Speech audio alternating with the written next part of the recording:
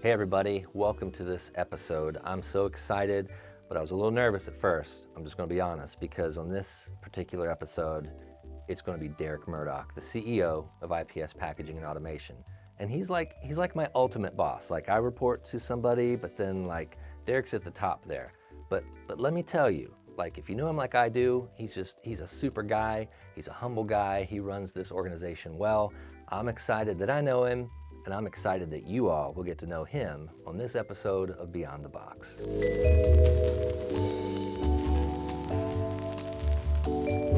Derrick Murdock, you made it. Yes, I have. This is actually, I was going to interview you first, but I'm kind of glad that I got the first one out of the way, because Derrick's the CEO at IPS Packaging Automation. No pressure, right?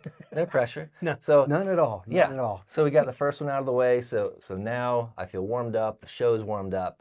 We can have you on here. So Derrick, let's talk a little bit about your life and how you ended up here. Like, I imagine you were 3 years old, running around a polo shirt and a tie, doing packaging at your house. What was the beginning of packaging in the Murdock home?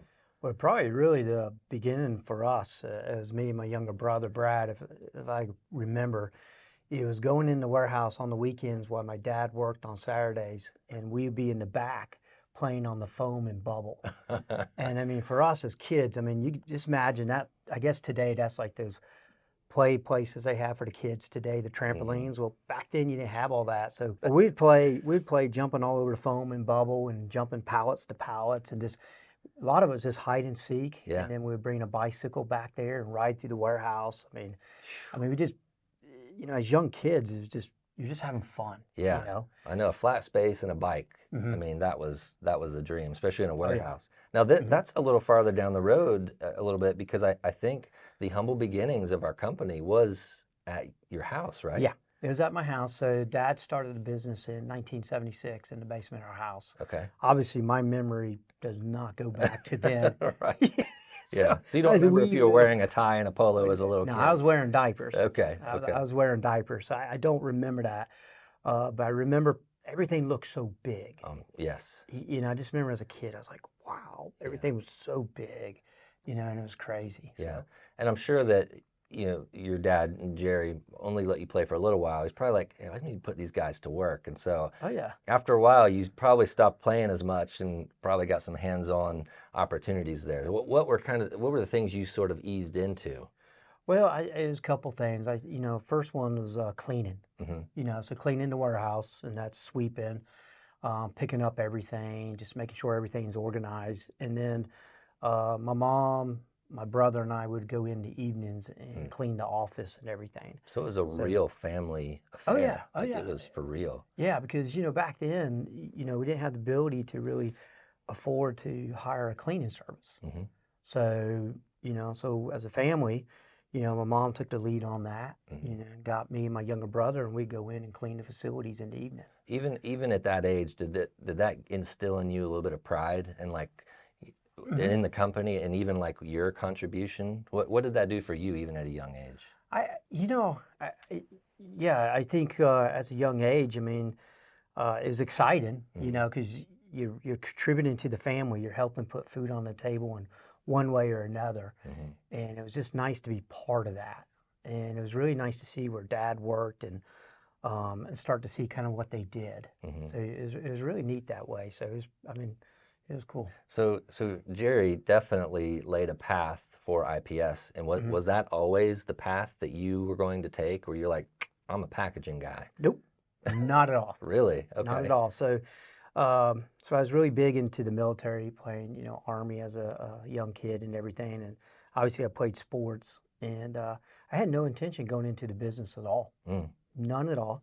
So I actually went to school, got a military contract, and ended up going into the United States Army, and I became an infantryman. And so I was loving that. First duty station was in Korea back in '98. Did 4 years, and coming towards the end of that 4 years, my dad started kind of doing a hard sell on me. He's like, hey, you need to come look at this. And I'm like, nah. And so I came to a point in my career where if I stayed in the military, I had to go to several more schools. And to go to those schools created a time requirement. So that time requirement would have put me about 8 years in, Hmm. and at that point, if you're 8 years in, you might as well do 12 and get Right. your 20. Right. So I was debating, but when I was coming home on leave, Dad just kept pitching me, kind of showed me some different stuff, and so I was like, you know what, I'll do it. Hmm. I'll do it. When you came back, what did you step into? Because obviously the business had been growing, but what did you step back into when you came home? So when I came in, I came into customer service. Okay. So customer service, and then at that time also was inside sales. Okay. So two different divisions, and so I was part of that. And then a sales role came open up in North Carolina, and I knew for me to be a valued organization and move through, I had to go cut my teeth out in sales. And so I moved up in '04 up to North Carolina. So even at that point, did you have your eyes set on anything, or were you just kind of like, I'm going to be the best sales guy I can?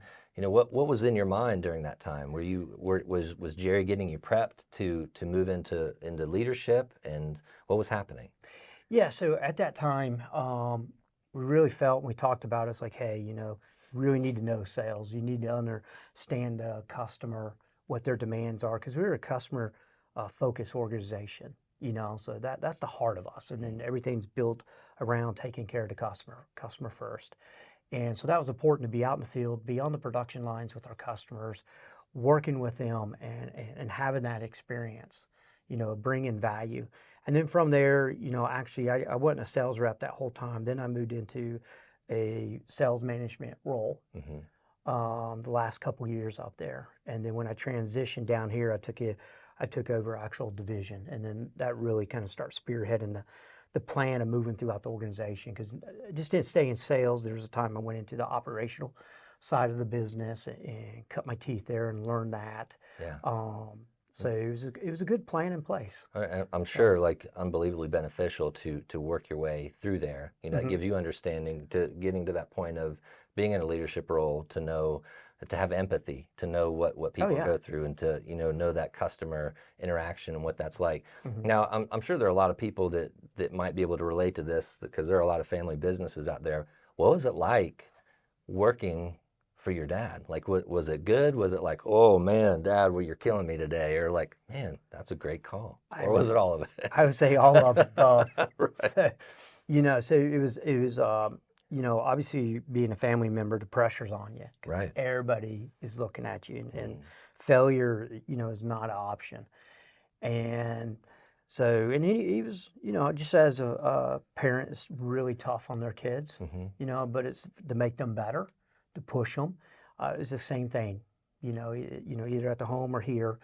Um, so that was there, but also I had a mentor in them too, Hmm. where I was able to sit down and talk to him like, hey, I'm running with this scenario, Hmm. and he would tell me, say, go through all the options, come up with your solution, and I'll tell you if I agree to it.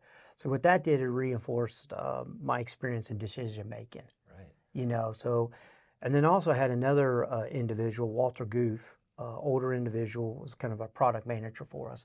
And he rode with me a lot and Mm. worked with me and taught me. He actually taught me a lot in the sales side of it. Wow. Yeah, so Well, so I had benefited two good mentors well, through my I was career. going to ask about that, and I was unaware of Walter, and I'm Hmm. sure that you just learned a lot going down the road, and just a Hmm. lot of that back and forth.